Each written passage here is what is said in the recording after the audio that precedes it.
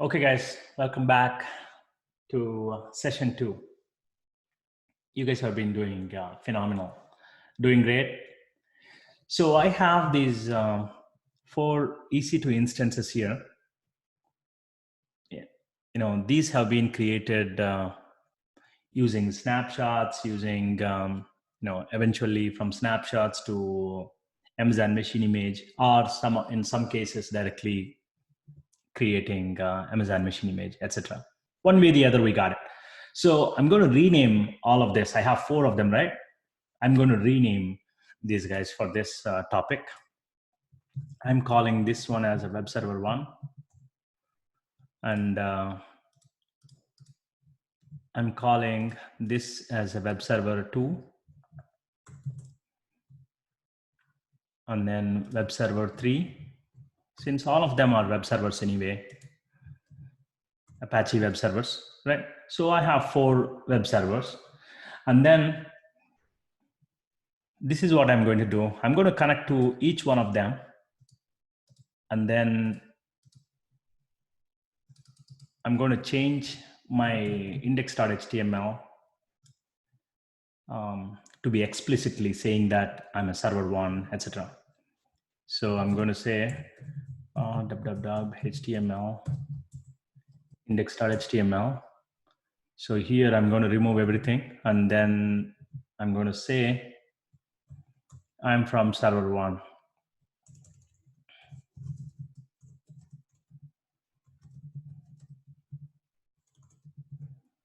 I'm from web server 1. Okay. Now close it. I can do, I can verify that it's happening. Venkat, how do we save this index.html? That is the what I am missing on one of the exercises. Oh, index.html. Are you using VI editor or Nano? No, VI editor. Yeah, VI editor. Huh? I will show you again. So VI editor, go there. And then here the trick is, if you want to type, you have to press I.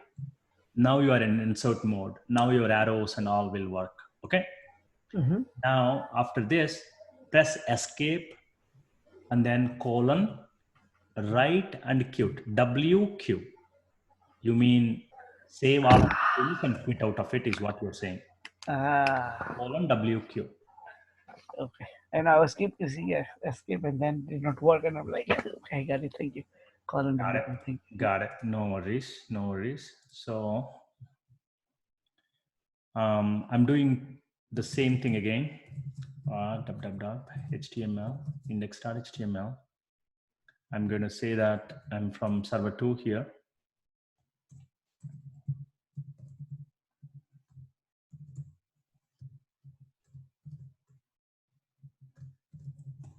Okay. And let me do quickly with server 3 and 4 also.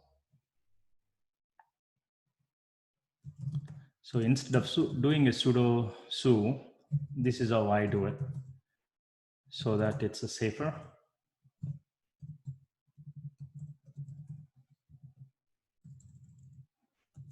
Sudo vi.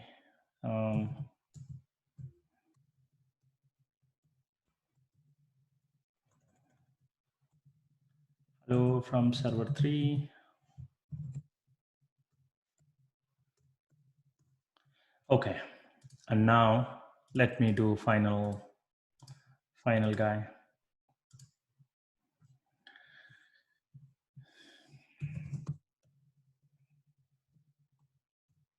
Oops.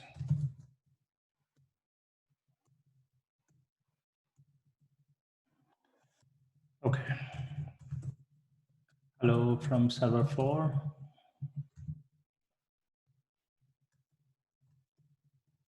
All done. So I can go to individual servers and then check. Oops, it's not working. So what could be wrong? My security groups, view inbound rules. 80 is 80 is good. Okay, then what could be wrong?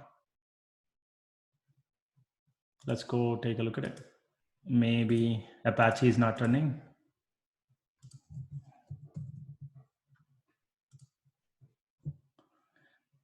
Maybe Apache is not running. Let me make sure if it's, let me verify that.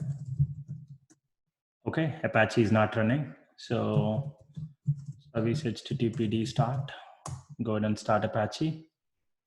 And then, oops.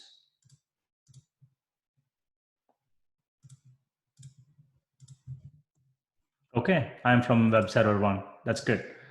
So server 1 is good. Now let's see server 2.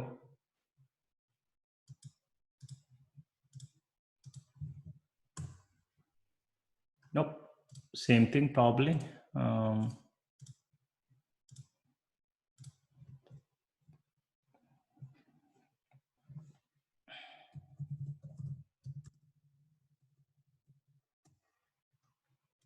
Then redirect. Yep, it's all good. Automatically got refreshed. And so server 2 is also good. Now let's check server 3. I should have done this earlier, meaning when I was changing the text itself, I should have made sure. Not a big deal. Service HTTPD status. Okay, it's running actively. So that one will tell me if it's running or not. Yep, it's hello from server 3. That's also good. Now let's go pick up the last guy. Maybe it's running, who knows? So let's quickly test it. Nope, it's not running. So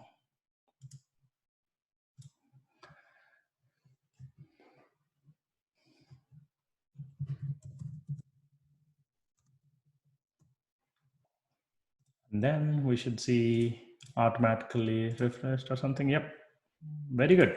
So all 4 are healthy. Everything is good, right? And we went to individual web servers and tested. Everything is working fine. So I have 4 web servers. It doesn't matter how they got created anymore. Okay. I have 4 web servers. So the concept that we are going to talk about here is called application load balancer, or general, as a general term, it's called load balancing. So I have 4 web servers here, and my application, my 1-800-Flowers or Amazon.com, Google, whatever it is, right? My simple web application, otherwise, it's installed or it's deployed on all the 4 servers. So I don't want my users to know, or I don't want my users to go into these individual web servers. I want all of them to go through a front door. That front door will decide how many web servers do I have. Okay, I have 4 servers. Okay, so let's say there are 100 people trying to access the web server. Okay, so what the front door guy says is, okay, you are the first one. Okay, let me send you a request to the web server 1. Okay, now second guy is trying to access. Okay, let me send you a request to web server 2. Now the third guy came in. Let me send you a request to third one. And the fourth guy came in, web server 4. And then this is called round robin pattern. Okay, so the front door will distribute the load essentially across all the web servers out there. So there is a guard in the front, at the front door, that takes all the requests that are coming from the browser and then send it to these individual web servers. And that front door guy is called application load balancer, or in general load balancing. That's what we call it, load balancing. You are balancing the load. So what exactly is a load? All these requests coming from all of your users is essentially load. So let's say there are a million people trying to access your web application. Okay, so one server is not enough. Maybe 4 servers are not enough. You will know through your testing that how many concurrent users can your server support. without going down, without having any performance issues or server issues. Okay, you will find out early on. And then you will say that, okay, my each server can take 100 users concurrently. So when you have 4 servers, the capacity, the total capacity is that it can take 400 concurrent requests, meaning 400 people concurrently or at the same time can access your web application. Imagine Amazon.com site. Within US itself, we have 300 million people, right? Population, probably 300 million or 350. So let's say out of 350, you can say at least 50 million people, 50 million users. So on an average, on a peak day or average day, probably about 500,000 people can access. Maybe that's too much. At the peak time, I mean, an average time, right? So something like a Black Friday or Cyber Monday kind of situation, obviously that will be double, triple, quadruple. Then you have to know your capacity. Then you have to capacitize your infrastructure appropriately, right? So you'll have to find out, so how many requests can each server support, so that it's a simple math. Let's say each server, as I said, each server can take 100. Then, okay, if I want to support 1,000 requests, I'm expecting the load that 1,000 concurrent users will come to my site on Black Friday. Then I need 10 servers. That's all it is. It's a simple math, right? So you have these backend like web servers. These are called target servers, but there is a front guy. There is one guy that's guarding your web servers or taking the requests. That guy is called load balancer. And the end user doesn't know that he's going to server 1 or he's going to server 100. He doesn't know any of that. He will only go through the front door.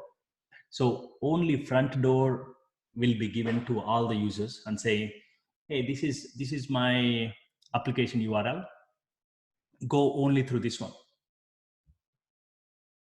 And then that software, that load balancer will balance the load and send the request to these guys.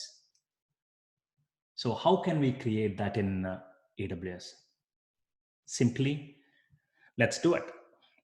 So any questions?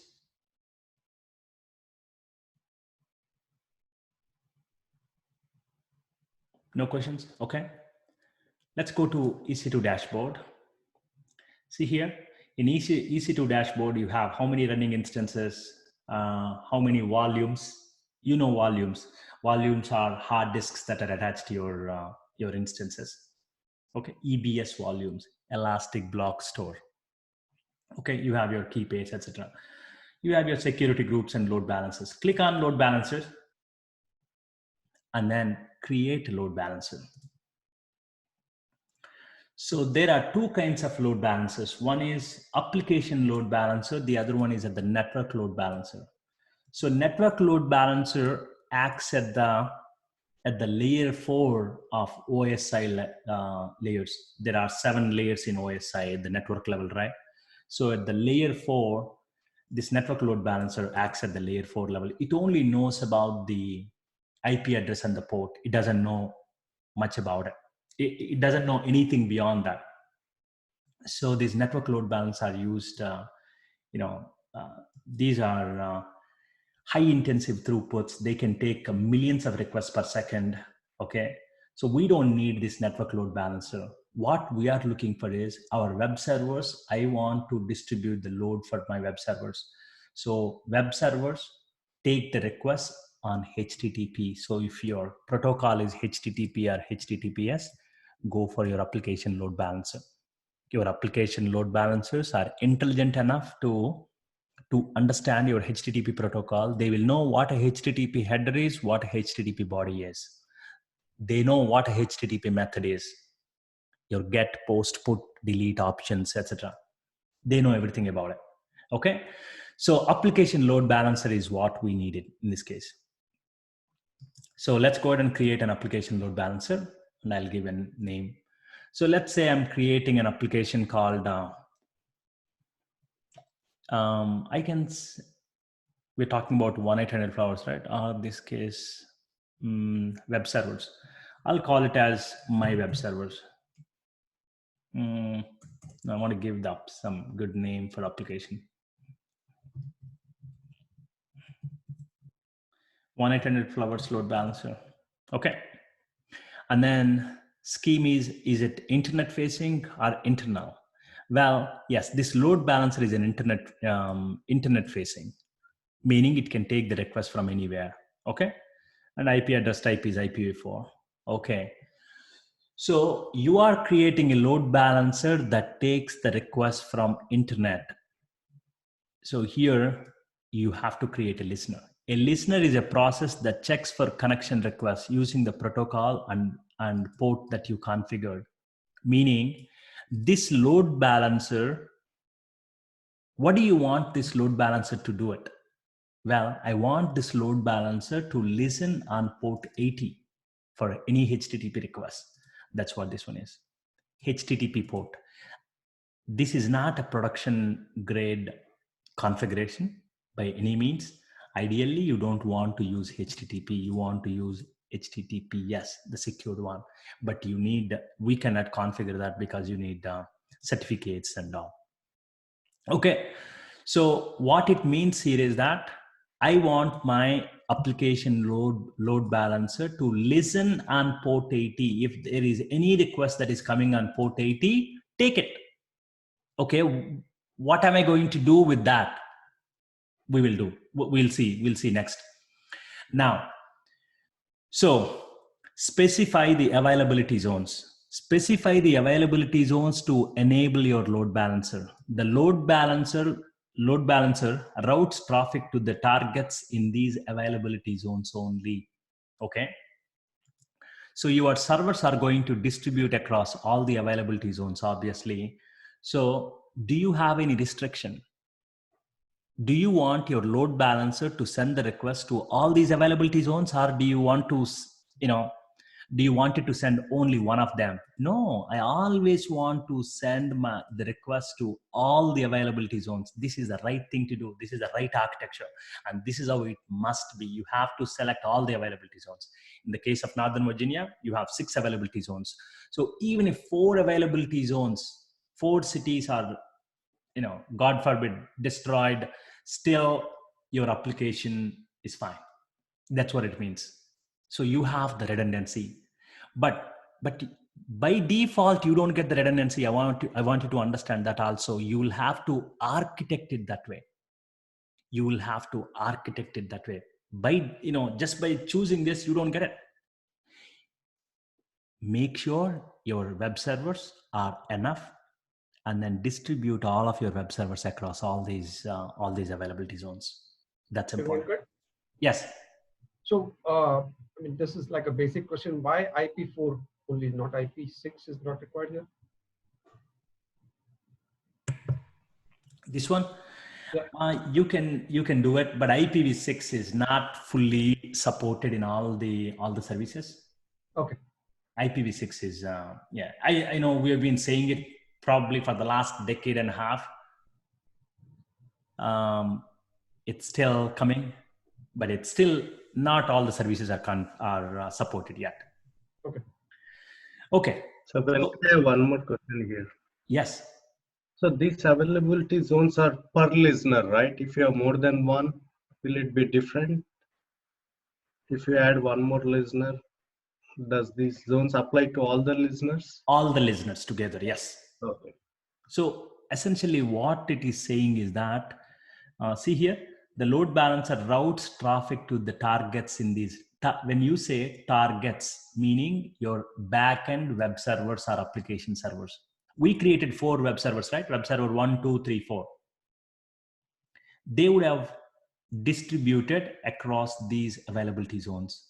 So when a request comes, when a request is taken by on port 80 by this application load balancer, this is going to forward that particular request to the targets, meaning to the backend web servers that are sitting in all of these availability zones. If I select 2A and 2B only, that means even if I have a web server in 2C, that will not take the request, because your load balancer is not forwarding that request to that particular web server, because that's sitting in an availability zone of 2C.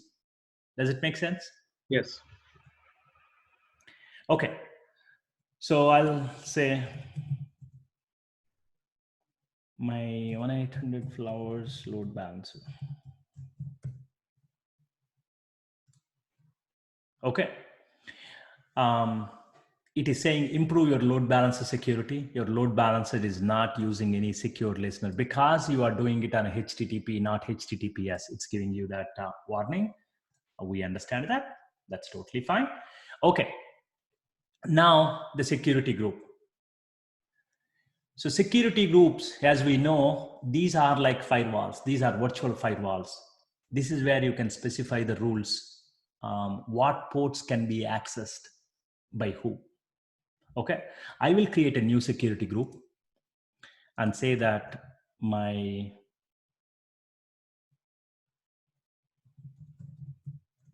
load balancers security group.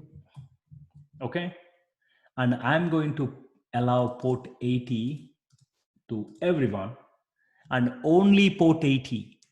Oh, by the way, the load balancer is a managed service, meaning you will not be able to log into whatever that virtual machine that is running on. Amazon Web Services doesn't let you do that. Okay, so you can't log into that. That's what I'm saying. So the only port 80 will be allowed. Okay, so configure routing. And we need to change it to from custom TCP to HTTP now, or like that? This one? Yeah. Okay. Oh, this one, it doesn't matter either HTTP or TCP. If you select HTTP, your port 80 will be automatically, this is a default port, automatically selected. That's all it is. Oh. I can even say TCP and then I can enter port 80 here. It's the same. Make sense? Yep. Okay. Thank you. Okay. So this is the load balancer. This is the security group I'm attaching to the load balancer. I want you to understand that. I'm creating a brand new security group and attaching to the load balancer, because previously I created a security group, not just for 80. There is one more, port 22. Port 22 to be open for everybody. Those are good for my EC2 instances. That is not good for my load balancer. So next is configure routing. Okay. So now we configured load balancer. Now you want your load balancer to do something, right? So your load balancer routes requests to the targets. When you say targets, your backend EC2 instances. Okay, your backend web servers. So it routes requests to the targets in this target group using the protocol and port that you specify, and performs health checks on the targets using the health check settings. So what it's saying is, so far until the previous step, we configured load balancer to take the requests from incoming traffic from all of your users on port 80. Now, what do you want it to do? How do you want these requests to be routed to your target servers, meaning your web servers? Okay, so we have 4. You guys, can you mute whoever that one is? What is it?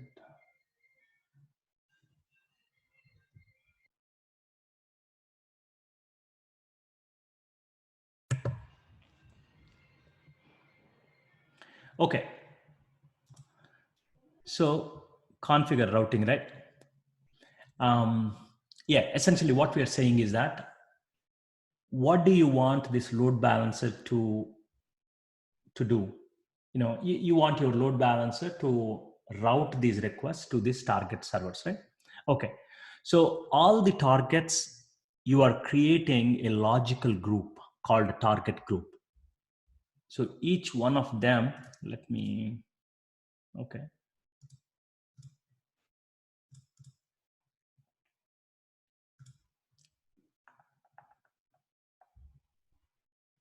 So I have 4 web servers here. So all these 4 web servers are going to serve the traffic for the same people. So these 4 web servers are for the same application for my 1-800-Flowers, right? So I'm going to create a logical group called target group. These individual servers are called targets. Together, I'm creating a logical group called target group. I'm calling it, I'm going to call them as web servers. That's all. Okay. Now, I gave a name as web servers, and target type is instance IP lambda function.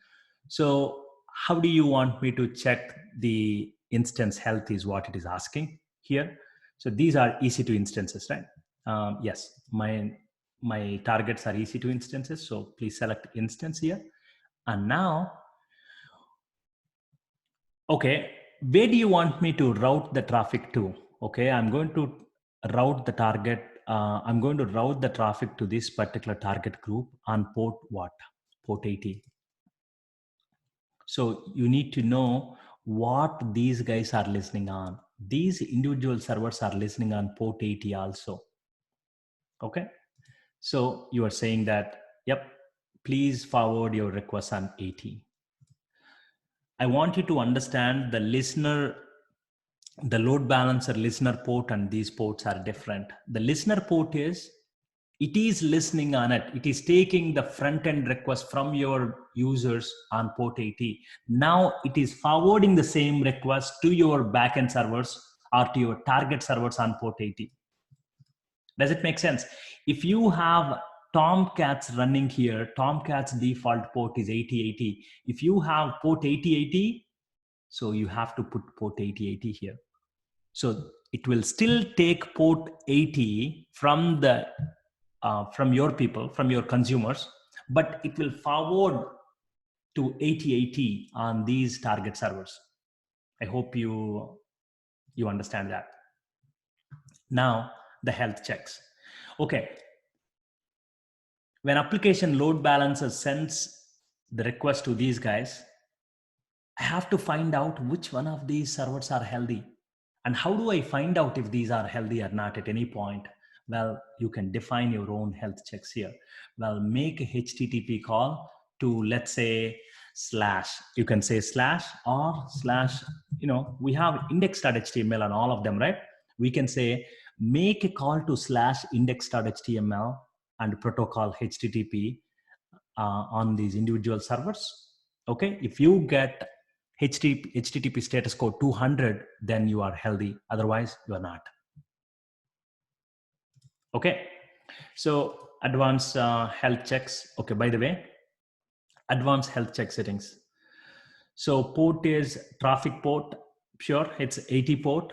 Healthy threshold. When will you say that your web server is healthy?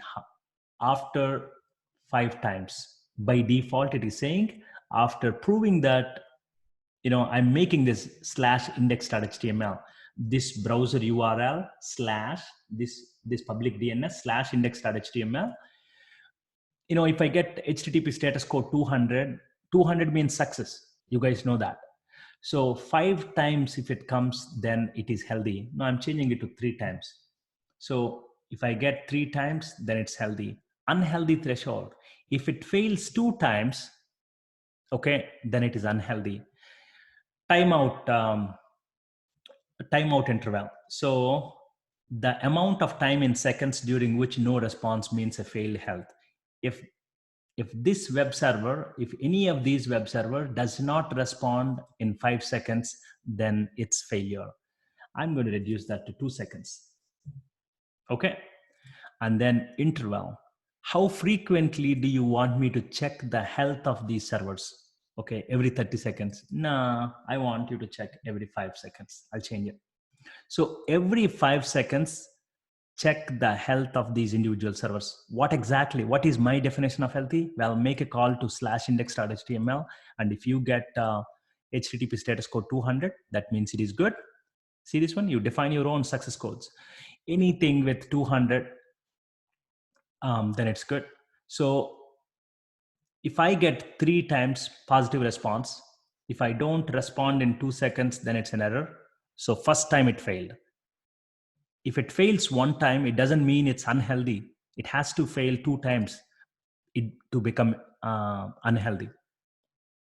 Now, once it is healthy, you have to prove 3 times. 3 times it has to be up and running.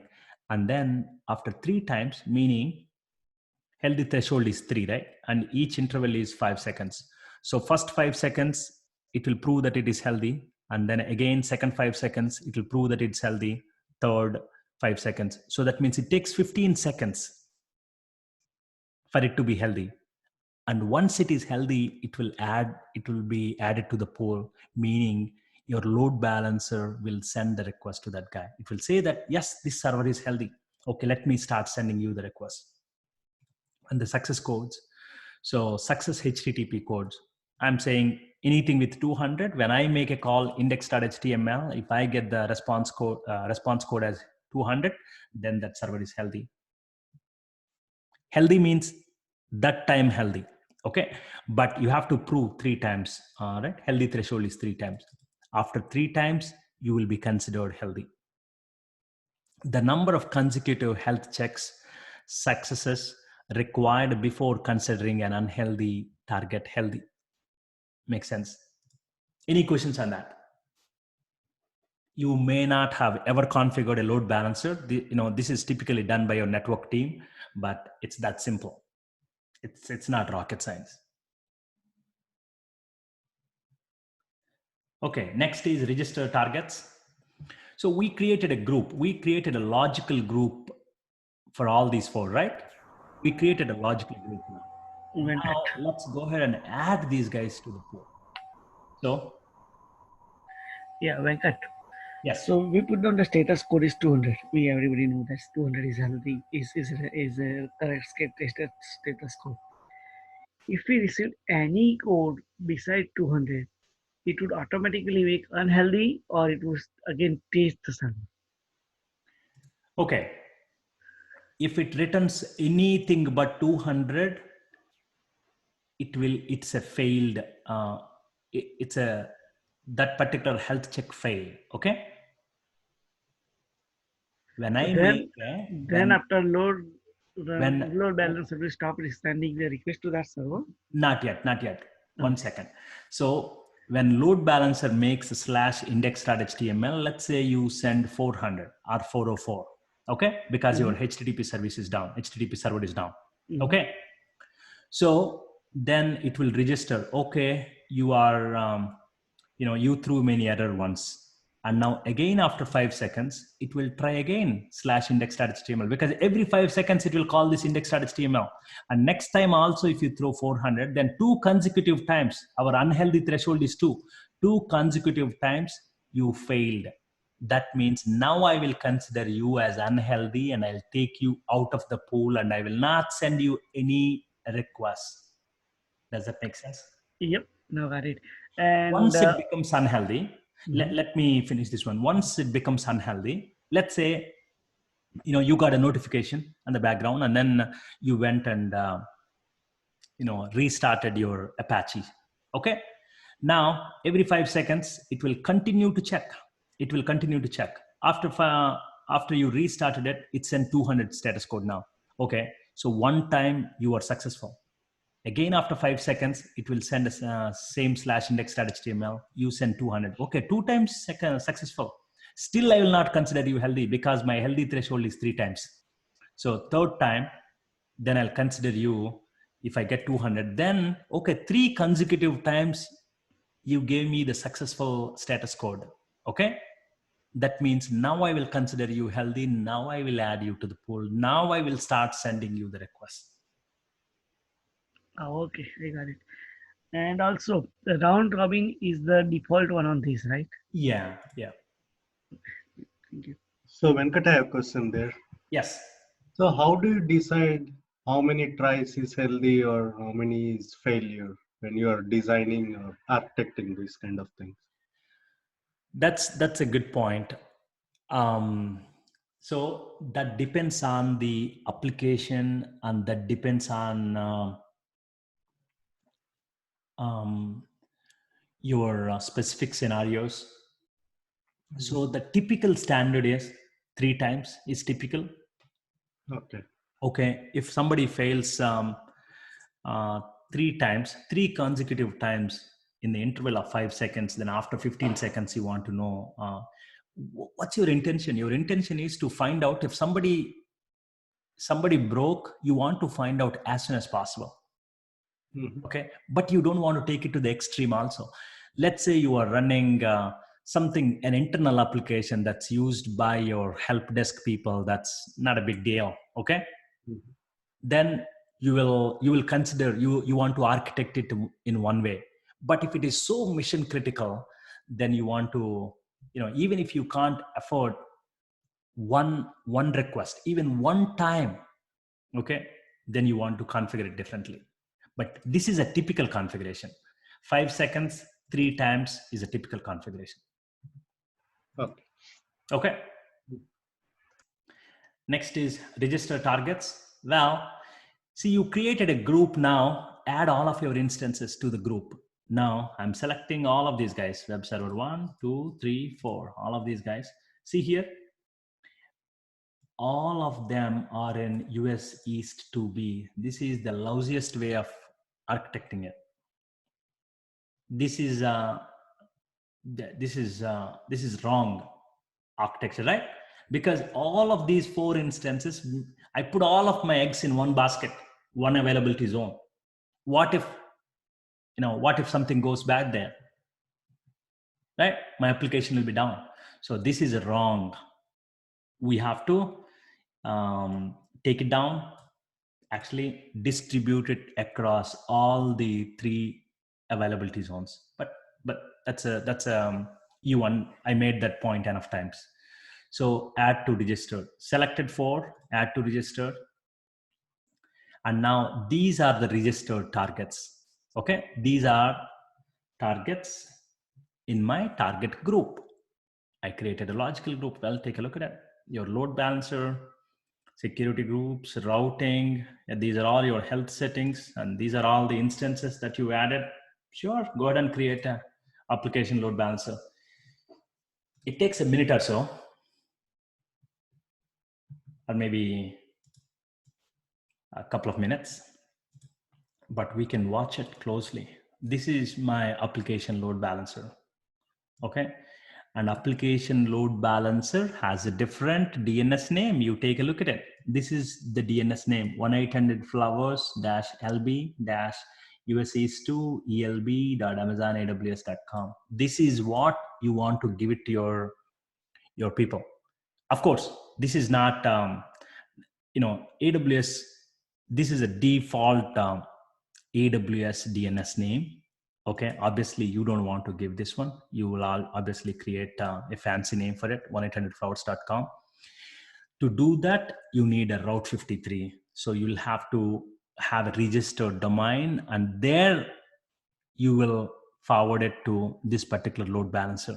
And this load balancer internally forward to the targets. And how many targets do we have here?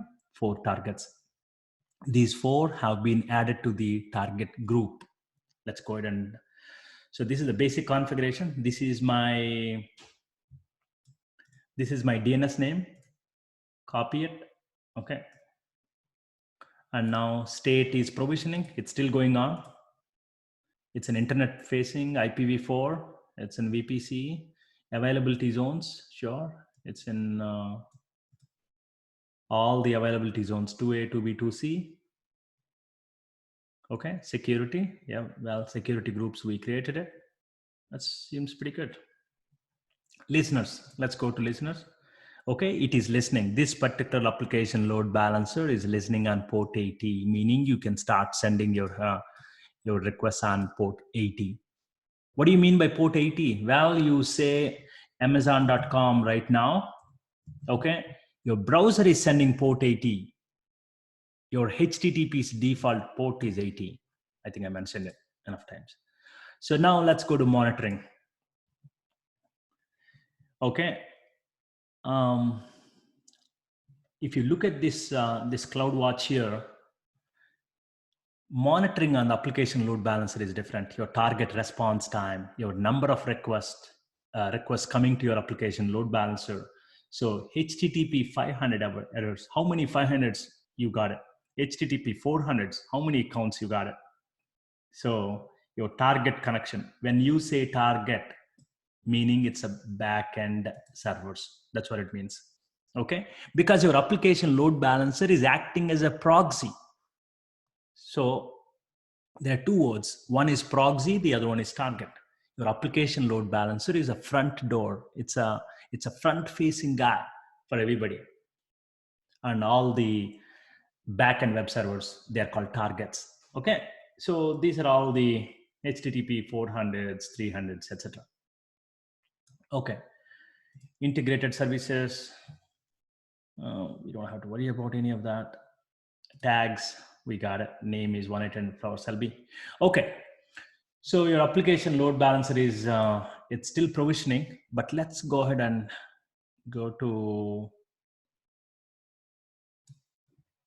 load balancers is good. Okay, go to the target groups. Click on target group. Okay, this is your target group. We created a target group called web servers. Okay, maybe I should have renamed it to 1-800 web servers or something, 1-800 Flowers web servers or something, but that's fine. So what do you mean by target group? Well, target group is nothing but a logical group name for all of your web servers. Okay, so within the target group, you have 4 servers, 4 targets added here. See this one? And you can keep adding as many servers as you like to this target pool. And your people, your consumers will not know about it. You can add, you can remove it, you can do anything. So, but one thing that I don't like it is all of them are in the same availability zones. It's not good. Now let's go to health checks. Okay. HTTP, index HTML, traffic port. Yep, we configured it. We know that. The web servers.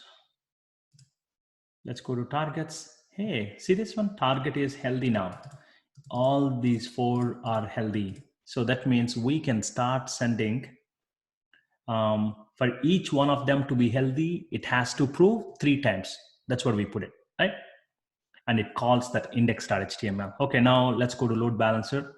And then let's get the load balancer DNS name, copy it, and go to browser. And then let's go. Hello from server 4. So randomly it went to server 4. Okay, server 3. Now one more time, server 2. Okay, server 4, server 1. Okay, Control Shift R, Control Shift 3, 4, 2, 3, 1, 4, 3.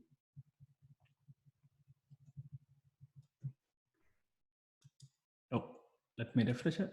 Server 1, server 3, server 2, server 4, server 1, 3, 2, 4. So every single time your request is going to a different server. This went to server 2.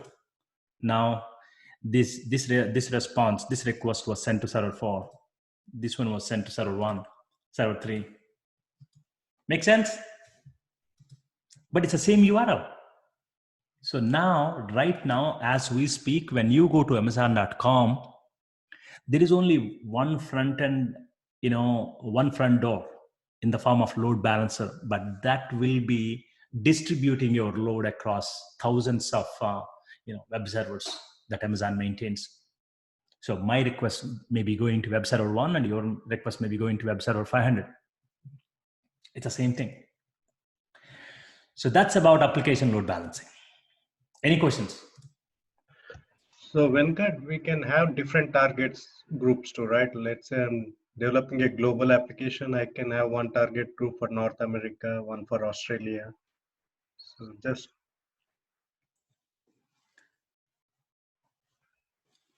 one target group for, I mean, if I have like 10, like 100 web servers, I can have different target groups, right? It's a logical grouping. So I can have 10 servers for North America, 10 for Australia, or 2 for Asia, something like that. actually, your application load balancer are also region specific. Okay. Okay, you can distribute them across all the availability zones within the same region. Okay, yeah. Okay. Yeah. So these are all region specific. So the cross region is at a different level actually. Not all services are cross region. Some of them are global, like S3. Even S3 actually, buckets are actually region specific. Okay. Yeah, yes. So all of these services are region specific. But now I want to show you something though. Go to EC2 dashboard. So one quick question here, Venkat. That Yes. means, for example, if my offshore team is working from India, that does mean that it's still coming to US for this particular URL? Yes, in this example, yes. In this example, everyone is coming there. Yes. So later we'll talk about, when we talk about Route 53, you can you can do something called geolocation based routing.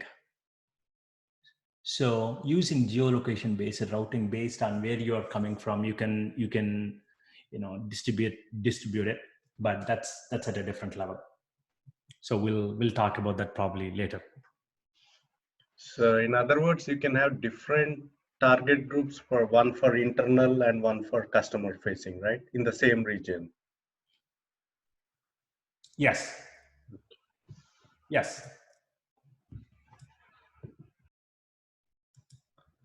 So now, see web server 4, I'm logging into this guy. I want you to observe this. So what is our definition of health?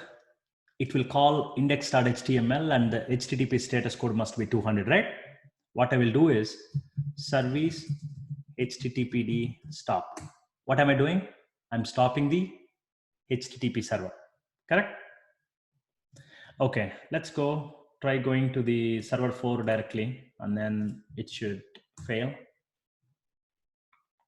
Yep, it failed. Okay, now let's go to our target group.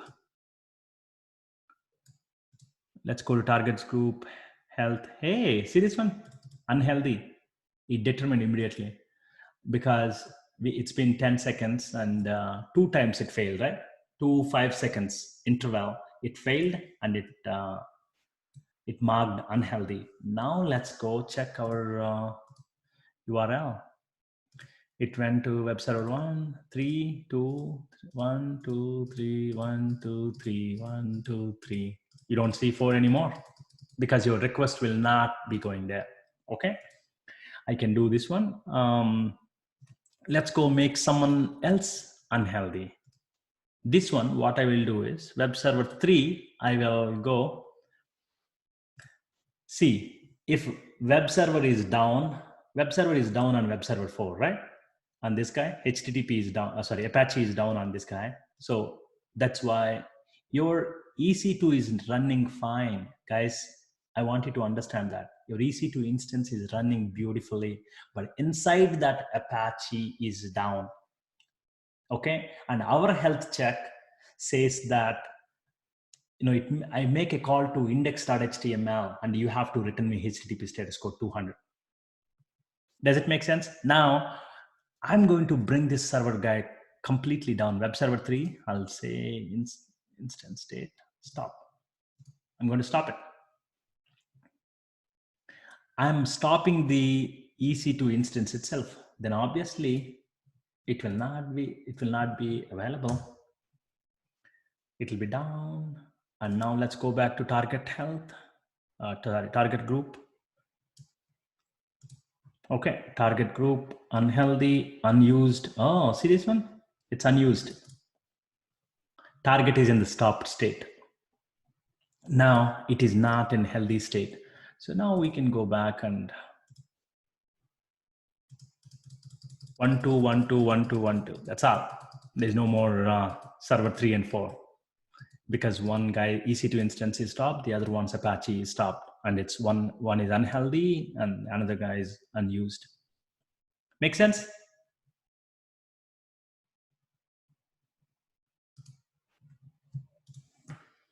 Okay. That's about application load balancers. I wanted to talk about auto scaling groups also, but I think it's too much, probably. Venkat, the way we did load balancer on web server, let's say from web server, I'm passing something on the app server. I can create a load balancer in between web server and app server too, or? One second. Let me make sure I understand it.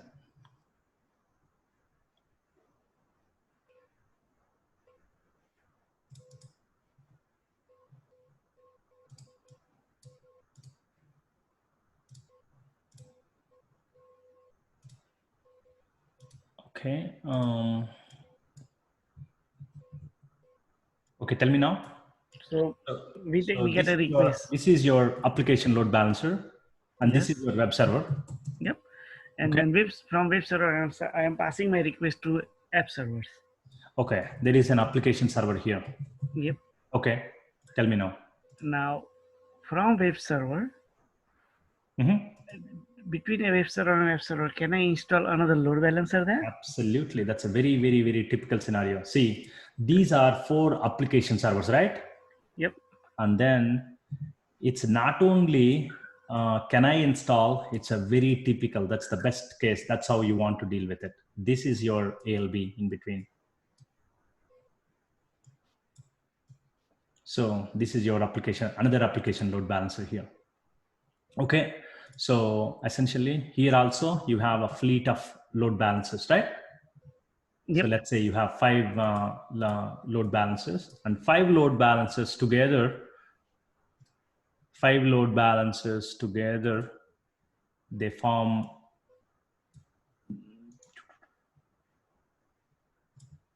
okay. These together, sorry. You understand what I'm saying here? Yeah, I got it. Okay, so the point is these are together as a target group. Okay, so your application load balancer, the front gate guy will send requests to your this guy. Okay, one of the web servers, and one of the web servers here send a request to application load balancer. This guy has no clue that there are so many app servers here, and this load balancer guy will send requests to your one of the app servers. These together, these app servers also will act as a group. Make sense? Yep, absolutely. Okay. Any other questions? That's very, very typical. This is the typical architecture. This is how it is. This is a front guy takes request and pass it on to web server and web server, because here this is where you will handle your SSL. Actually, SSL offloading and all happens at the load balancer level. But these web servers, they serve your static content, your typical HTML, JavaScript, whatever, CSS, etc. But all the dynamic stuff, they will forward to application load balancer. This guy will forward to the app server, and these app servers will talk to database. So when get at database level also we can have a ALB, right? Again. Okay. Can you have an ALB at the database level? I mean, you can have multiple instances. Yeah. You can, but is that a typical? No, it is not, because most of the times databases, what they do is they have their own clustering mechanism. they have their own clustering mechanism, and they typically use the clustering. So let's say you're using Oracle, right? So I'm looking for, okay. So let's say you're using Oracle, right? So Oracle comes with its own rack of servers. See, these three Oracle servers together, they call it cluster, not a typical load balancing, but they act as a cluster, meaning everyone within the cluster, one guy will act as a managed server, and the other guys they act as what do you call that, slaves. Okay, master slave kind of relationship, and then they will distribute across it. So this is more typical. Well, can't I forward the request to one of the databases? Absolutely. You can create an application load balancer, because all you have to do is you take, you can listen on whatever the port that you want to listen on, let's say port 80, but you are forwarding to the databases 1521 on Oracle. You can do that. There's no problem in that, but that's not typical, Kiran, because these guys have a much complex architecture, and they want, here these app servers are independent of each other. Did you understand that, Kiran? Yeah, In yeah. case of app servers or web servers, this guy has no clue what's going on the other web server. This guy has no clue on what's going on the other one. But these guys, they don't want to architect like that for very good reasons.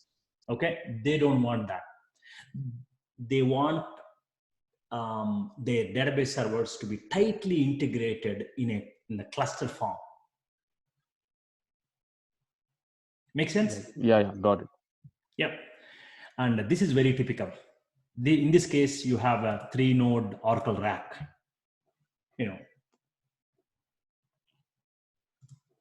Very good questions.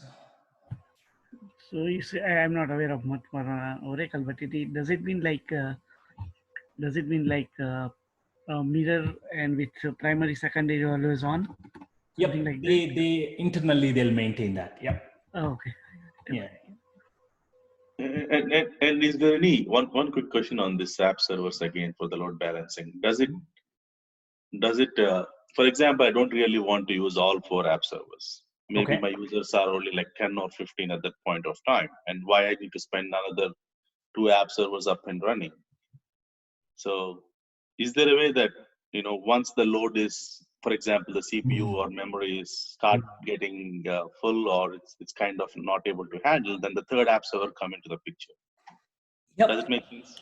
Do you have appetite for another 15 or 20 minutes? That's the concept for, that is the concept of auto scaling groups. See this guy here? So in auto scaling group, that's a very natural next step in my course, right?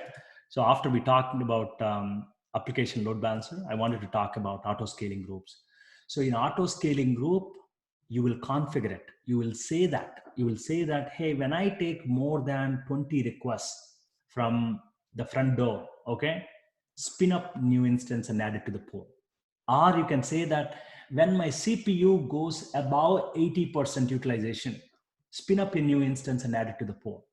Or when my RAM goes to more than 80% of usage, do it.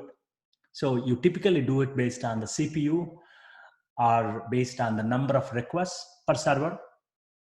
Okay, you will configure that. And then your launch configuration, your auto scaling launch configuration will help you.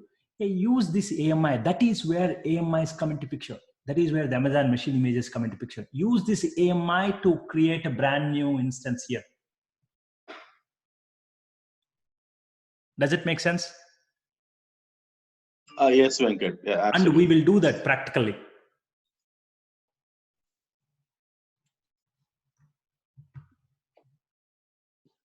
Any questions? Okay. So do you guys want to do that on your own?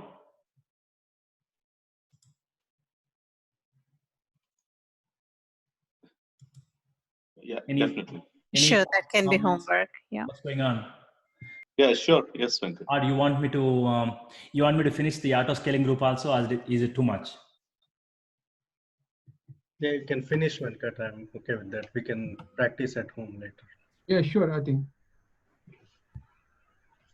You're definitely okay. No concerns from my. Okay. Okay. Yeah, I think that's let's do that. It doesn't take a whole lot. It's a very natural progression to the next concept. So again, as Ravi was asking, so the point is auto scaling, automatically scaling up, scaling down. I told you guys, one of the beautiful characteristics of cloud is elasticity. As you get more requests, you have to be able to scale up your servers. After Black Friday, you want to scale down your servers. How can you do that? That is where the auto scaling groups come into picture. Okay. So for that, we need a solid AMI, Amazon Machine Image. So let's go check, because AWS is going to create an EC2 instance on behalf of us. When it creates an EC2 instance, automatically, we have to be able to tell them that, hey, you create a new instance based on this AMI. Does it make sense?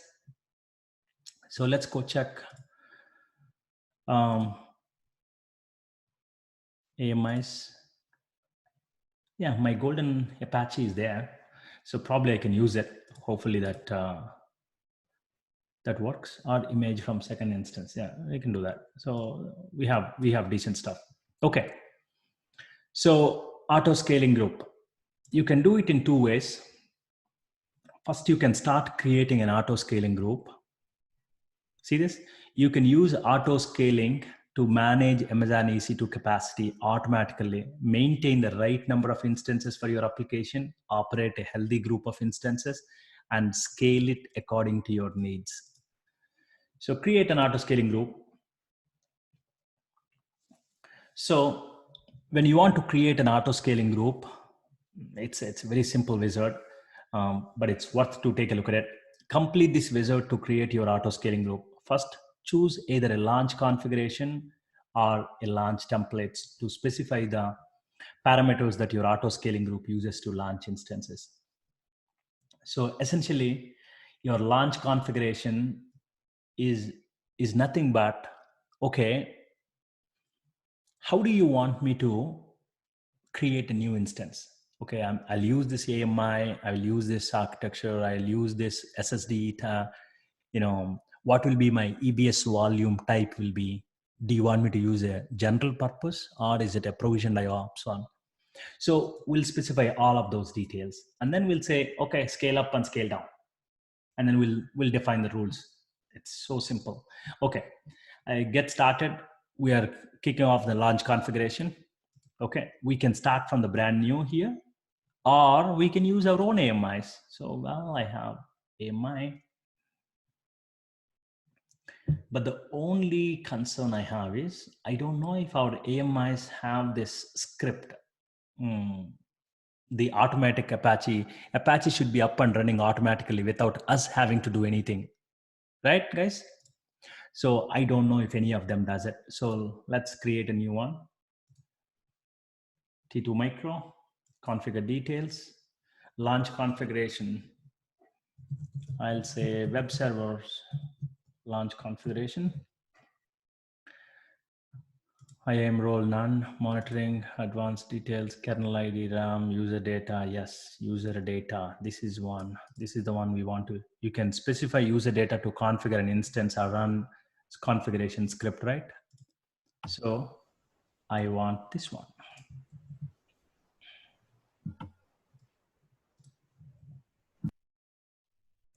So update Apache should be up and running, and hello world, you can do it. IP address type, only assign a public IP address to instances launched and default VPC. Sure, got it. Add storage, sure. It's a root volume. You understand what's a root volume type is? Root volume type is where your bootable operating system gets installed. This is where your operating system is installed. It's a block storage. It's different from object storage, meaning this is where you can, block storage is raw bytes pretty much. This is where you can install your hard disk drive. This is where you can install your operating system or database or, okay. Configure security group. Maybe I have a security group out there. My security group, sure. Yeah, I'll use this my security group. Review, sure. And then, yeah. So this is my launch configuration details. Okay, create launch configuration. Choose a new key pair. Yeah, use new key pair, no problem. And now create the auto scaling group. Well, web servers, auto scaling group. Okay, group size. So what is your initial size? This is where you're asking, Ravi, right? So initially start with, let's say 5 instances. Okay. And then network. So here, what I'm saying is that to start with, please give me 5 EC2 instances and distribute them across all the subnets or all the availability zones. How do we do that? Well, we have to select all the subnets here, 2A, 2B, 2C, meaning when you create these 5 instances, make sure you distribute them across all these availability zones, okay, within this VPC. VPC, you don't know what it is, don't worry. That's a big topic for some other day. That takes a whole week actually. Okay, so load balancing. Receive traffic from one or more load balancers. Yes, I want, when you create an EC2 instance, I want these EC2 instances to receive traffic from the load balancers. So classic load balancers, okay, no, actually, where is my target group? This is my web servers. Health check type, I want to give it to the load balancing, whatever the load balancer health check is.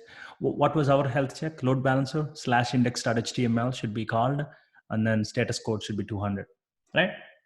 Health check grace period. Grace period, huh? The length of time that auto scaling waits before checking an instance's health status. I want to, let's do it 60. Let's find it. I'll do 30 seconds. Let's see. And then monitoring is fine. Auto scaling policies, create auto scaling group, keep this group its initial size. Okay, what was our initial size? 5 instances. We said we should always have 5, and then we will define our policies here. Okay, use scaling policies to adjust the capacity of this group. Scale between 5 and how many instances, guys? So you start with, let's say, yeah, you start with 5 and then say go up to 50 instances. These will be the minimum and maximum size of your group. So, okay, I will scale automatically from 5 instances to 50, but tell me, how do you want me to do that? Average CPU utilization, or average network in bytes, or average network out, or application load balancer count per target. If each one of the targets is taking more than, let's say, 20 requests, because we know we thoroughly load tested our servers and we verified that each one can handle 20 requests. But when 21st request comes in, that's when our servers are behaving odd. Okay, response time is getting degraded, response time degradation and CPU spikes and etc. going on. So that's why I'm putting 20. So if the 21st request is taken by our target guy, then it will automatically add a new, server. So between 5 and 50. This is your Black Friday situation, right? But you can measure it either way. You can do it this way, or you can do it average CPU utilization. You can say average CPU utilization if it's more than 80%, then add a new instance. And when you create a brand new instance, wait until to warm up after scaling, meaning you make sure your Apache is running properly, and you give some time for your caching, bootstrapping your application. If it's a Java-based application, make sure your application is fully loaded and all, right? If you want to give any seconds, let's give 15 seconds. 15 seconds warm-up time, and then add it to the group. Next, configure notifications. You can configure notifications here. Configure your auto-scaling group to send notifications to a specified endpoint, such as email addresses, whenever a specified event takes place. When it goes down, certain number of instances, when it goes up, including successful launch of an instance. As soon as an instance is created automatically through auto-scaling group policies, then you'll get an email. Or when an instance launch failed, you'll get an email. Or instance is terminated. Well, that's a scaling down. You can also scale down, right? And failed instance termination, etc. So I don't need to do any of that. Not doing this one also. Just review it, create your auto scaling group, and then take a look at it.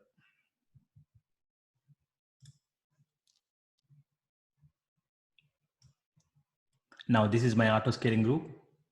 So web server ASG, and this is based on this launch configuration, and instances may be in the process of launching or terminating in order to match desired capacity. What is our desired capacity? We said initially it should start with 5, right? Okay. Activity history, take a look at it. This one will tell you what exactly is going on here. So not yet in service, launching a new EC2 instance because it found out that the initial size should be 5, but there's nothing. Okay, our original 4 web servers will not be considered, by the way. Okay, so we have to start from the beginning. We have to terminate them, create a brand new auto scaling group, and we have to specify it. Our original 4, they are created by us manually, so they will not be considered. So it's launching. You can refresh it here. There you go, successful. Let's go back to EC2. Yes, 1 second. So I think, can you repeat why the 4 web servers that we already have will not be considered? Because those are created manually by us. Those are created manually by us, and AWS obviously this auto scaling group doesn't know. It doesn't belong to the auto scaling group. It's as simple as that. They do not belong to the auto scaling group. Make sense? Okay. So there you go, guys. We only had web server 1, 2, 3, 4, but now 5 more got added. 1, 2, 3, 4, 5. Yep, it's initializing it. Let it initialize. Maybe I'll try to connect to one of these guys.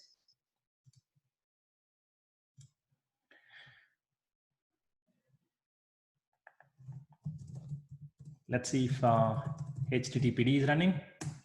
Well, HTTPD is running.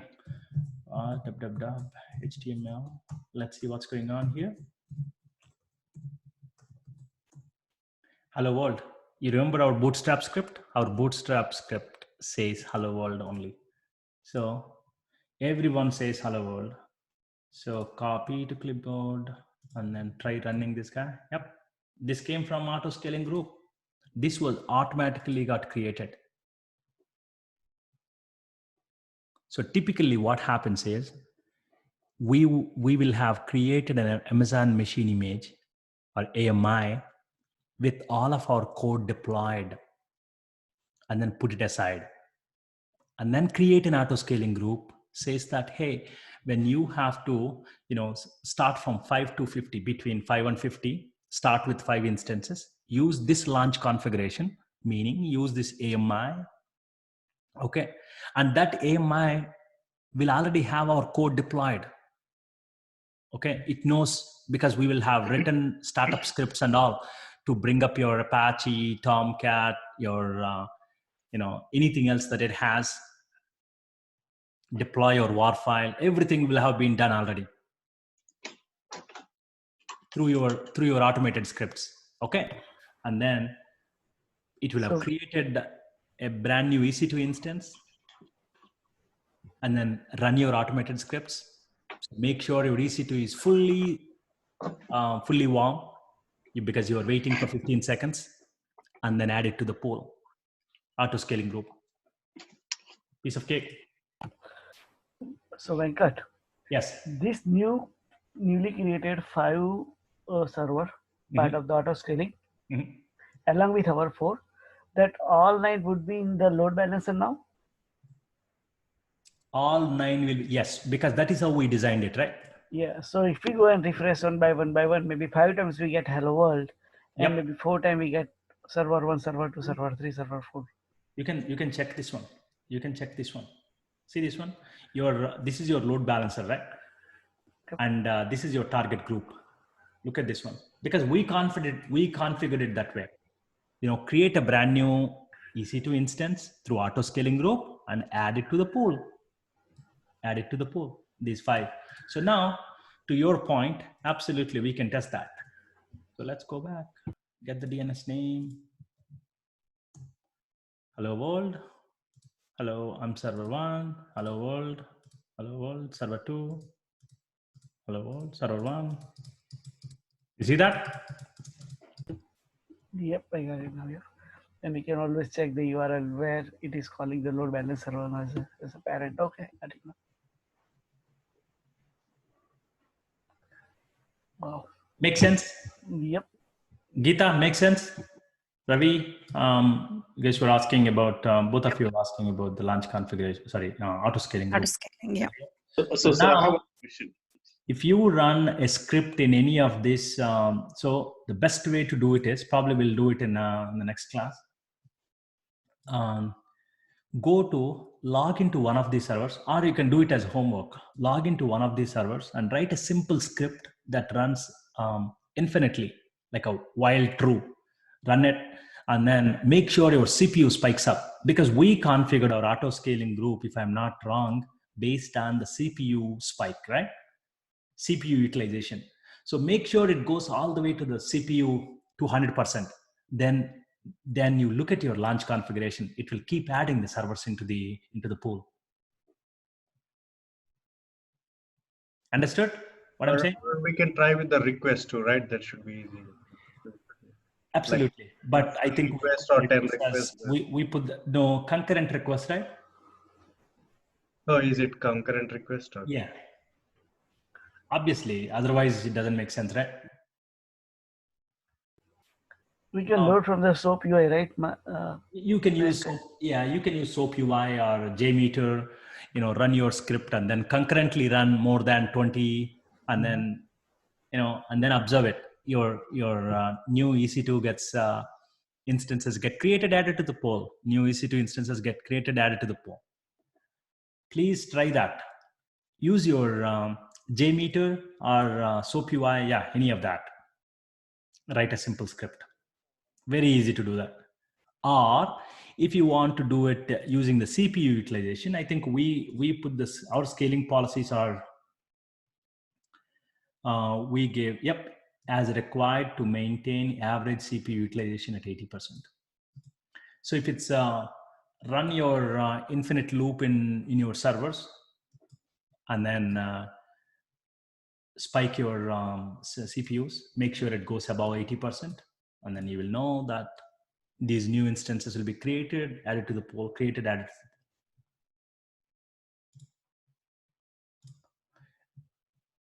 Okay, that's all I have. Any questions? And I want you to do this on your own. Hey, Venkat. Absolutely. Hey, Venkat. Yes. So this is Raghu. So I think once those new instances are created based on the CPU utilization, so afterwards, once the CPU utilization goes down, do those new instances get removed automatically?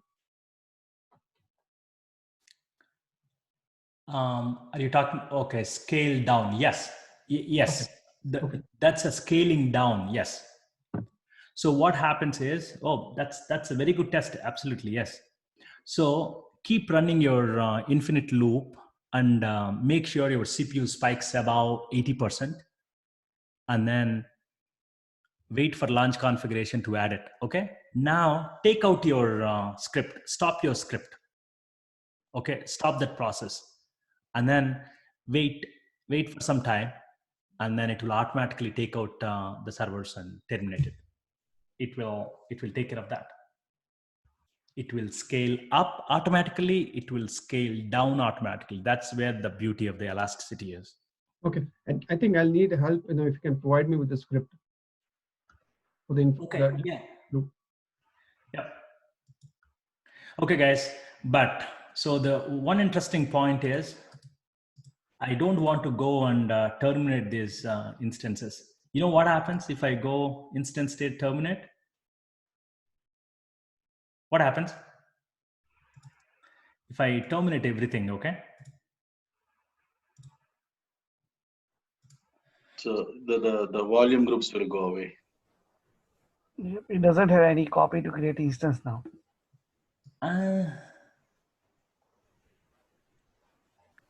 No, these attached volumes will be gone. I agree with that, but the snapshots will stay completely. Okay. But my point is, let's take a look at the auto scaling group activity, and you just keep waiting because you terminated, right? Your auto scaling group will find out that, hey, sorry, something happened to my servers. Okay, let me create the new servers and add it to the pool. It will do that. You understand what I'm saying? See that? So that means ELB connection draining. So because it found out that terminating EC2 instance. Go ahead. So that means even before we remove those instances, we need to get rid of this auto scaling group, whatever this group is. Got it. You totally got it. Totally got it. So wait for a minute or so. Wait for the magic to kick off. Auto scaling group. Activity history, not yet in service. See this one? Terminating EC2 instance, and then it said launching a new EC2 instance. It's not yet in service. It's doing it. So let's go check. Okay, already one guy got added. See, one guy is already running. I mean, it's still initializing is going on, but so we'll give another few seconds.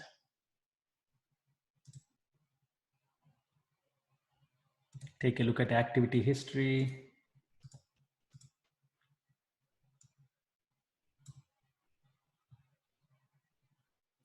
Instances may be in the process of launching or terminating in order to the desired capacity. Okay. See, number of instances, it still thinks it's 6. Okay. So it has to register. You have to give more time. So it has to realize that the more got terminated, and then it will make sure there are 5.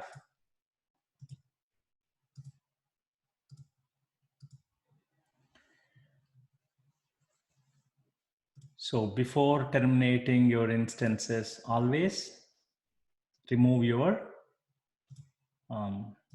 auto scaling group and launch configuration. Launch configuration is fine, but auto scaling. But my question is this here: the target groups is a prerequisite for auto scaling group. Target group is for the application load balancer. Okay, so it is not a prerequisite for auto scaling group. No, auto scaling group will independently create or provision the EC2 instance. But what do you want to do with those newly provisioned EC2 instances? Do you want to add them to the application load balancer pool so that they will serve the traffic? Or do you want to do something else? If you want them to be added to the application load balancer pool, then you want to add it to the target group. Does it make sense? Okay, that means in our case, the scenario is we want these new EC2 instances to be created, and we want them to be added to the target group, so that they will start taking the request as coming from application load balancer. That is why I did that. So in this case, auto scaling group is not a load balancer. It just keeps on creating instances. If it will start with 5, but still it doesn't work if there is no load balancer though. Sorry, target groups load balancer. It will continue to create. See, auto scaling group will continue to provision based on the rules that you provided, right? You said you need a minimum of 5 servers, so it will provision it. But do you want them to be standalone, or do you want them to be added to the application load balancer? If you want them to be added to the application load balancer, then they become part of target group. Does it make sense or no? Yeah, I mean, it makes sense. Yeah, basically, but still, that means if you really want to make it part of a load balancer, you still need to create a target group in this. You got it. Yep. That's what we did. What we did is a real-time scenario. This is how, your network admins and all will do it. So one question I have, see, not all applications. One second, if you don't mind. So are you guys realizing it? Everyone is watching my screen here. So as you give the time, it's realizing that, more services, more EC2 instances got dropped. Okay. And then it is adding it. See, waiting for ELB connection draining and not yet in service, meaning it's launching a new one. It's terminating a new one. It realized that it's terminated, and then it's launching a new one. Now let's go back. 3 now. Yep. So it will, you wait for another couple of minutes, then it will be complete. Yes, go ahead, sir. Okay, sorry. So my question is this, I know that, you created using this new load balancing, auto scaling groups, applications while you're creating them, right? You basically gave a bootstrap, so it knows what needs to be done. Mm-hmm. But it's not the case for all applications, right? There might be some other applications where it needs, a complete installations. For example, in my case, if I take an SAP app servers, which we call them, mm-hmm. We install, it's kind of creating an additional app servers. We'll have like 30, 40 app servers for an ECC system. Sure. But it's not a straightforward boot script which we will install. It's basically an installation. So I will make a copy of it. Yep. But how can I make it part of auto scaling group then?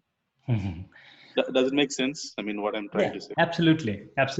So for others, right? So his question is, my scenario is not that straightforward, where you can, bring up a new instance with a simple bootstrap script. Obviously, nobody's, scenarios, that's a very practical scenario, right? Nobody's case is that straightforward. That is why we have the Amazon machine image, right? You will do everything, all of your 30 application servers or whatsoever you want to do it in one particular EC2 instance. You do all of that hardening stuff. You work hard on that. Okay. So once you do that, create an Amazon machine image. And now in your auto scaling group launch configuration, you specify your Amazon machine image. That's it. Okay, in our case, for example, we can still give your web server 1 to 4 what you created part of auto scaling group then. Oh, absolutely. Not web server 1, but AMI you can give it. See here, launch configuration.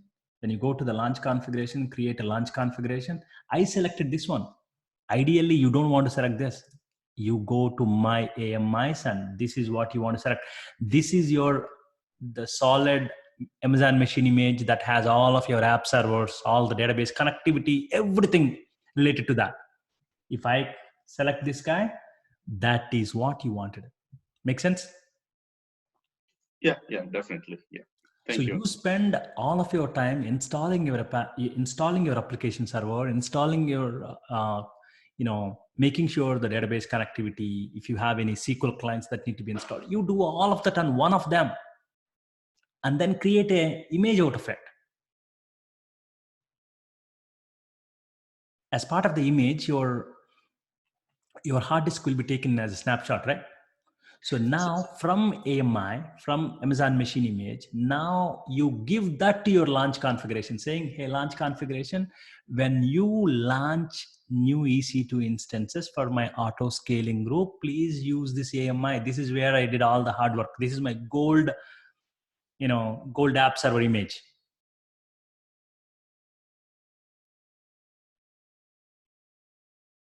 So you can give AMI, but not the EC2 instances, but they're all same, right? At the end of the day. No, your Amazon Machine Image is just a hard disk and the configuration, right?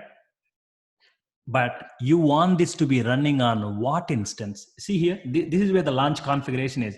So I selected my gold web server AMI, Ravi here, right? Mm-hmm. But I'm saying I want this to be running on T2 Micro. Does it make sense? And once I give this enter, then add storage, and then I'm done. No, I mean, see, this one you're still trying to create from the AMIs, no. right? I'm launch configuration. Launch configuration is a template that I'm saying, please use this template for my auto scaling group. No, I get this. I get this. Can you go back to previous again? Mm-hmm. One more step back, or you can even cancel that. Okay. Okay. Can you do a create launch configuration again? Oh, sorry. Yeah.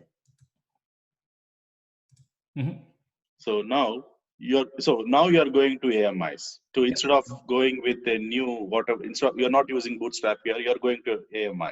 Yep. So these AMIs, this AMI, whatever AMI you're trying to select here, I don't even want to, because see, there are certain applications where we cannot really make a copy of the existing everything. For example, I have app server 1, 2, 3, 4, and everything is an individual image, individual system, or individual instance.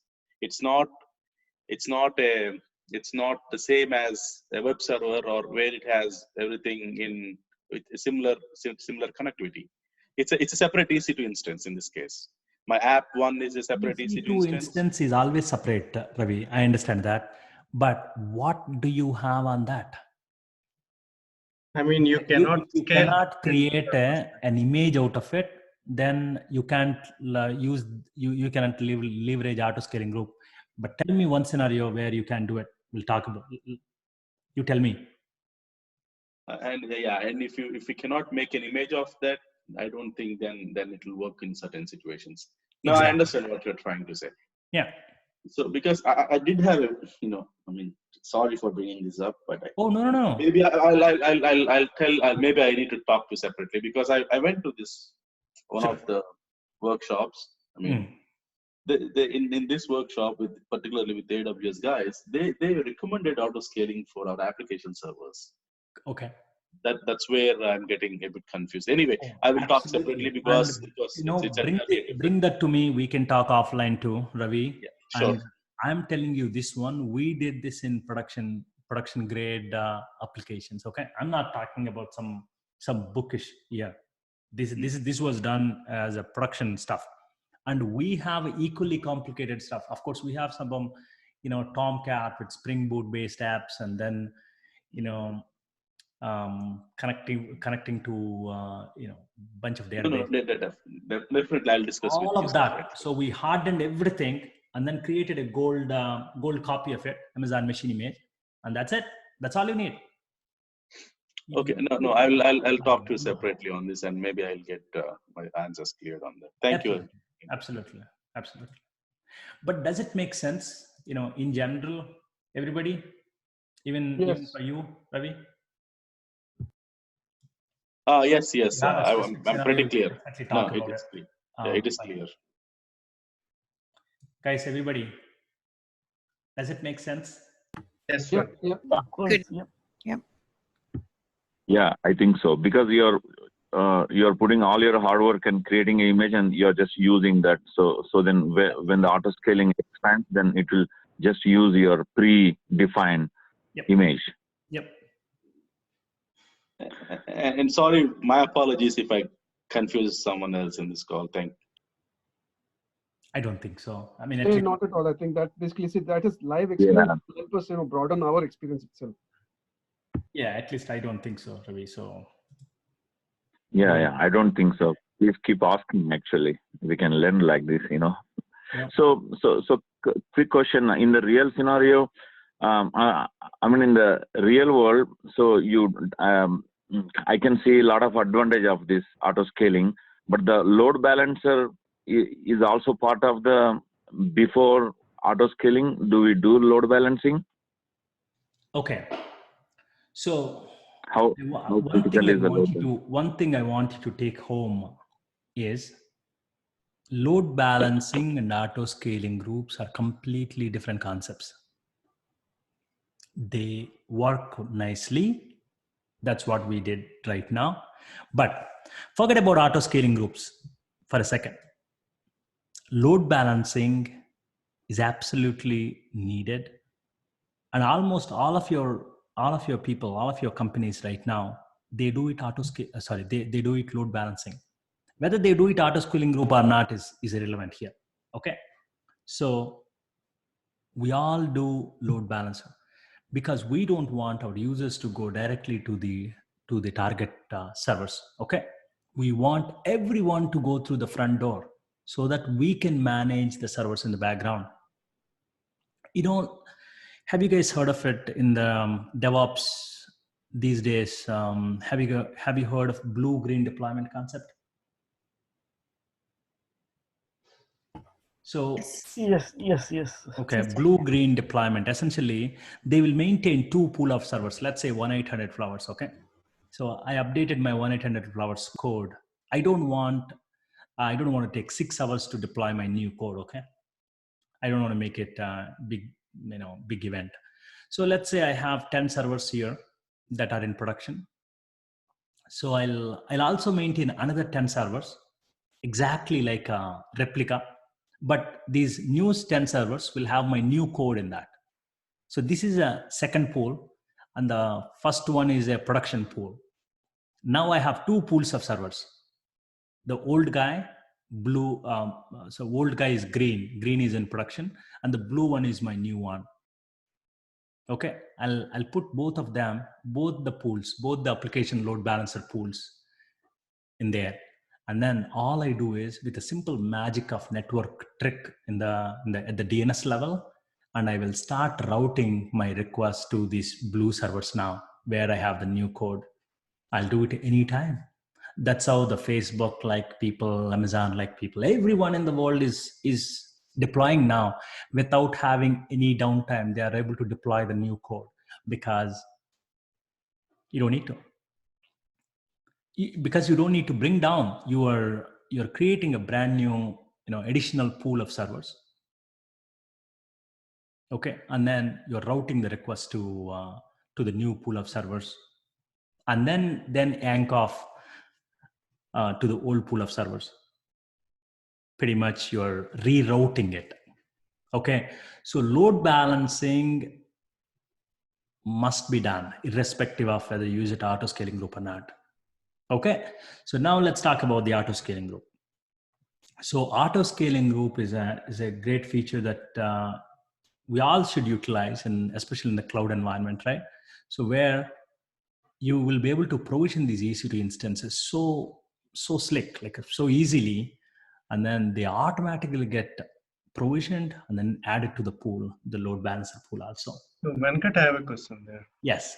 So in our example, let's say for 800-Flowers, you auto scale from 5 instance to 50 during holiday season. How will it drop automatically to 5 back again?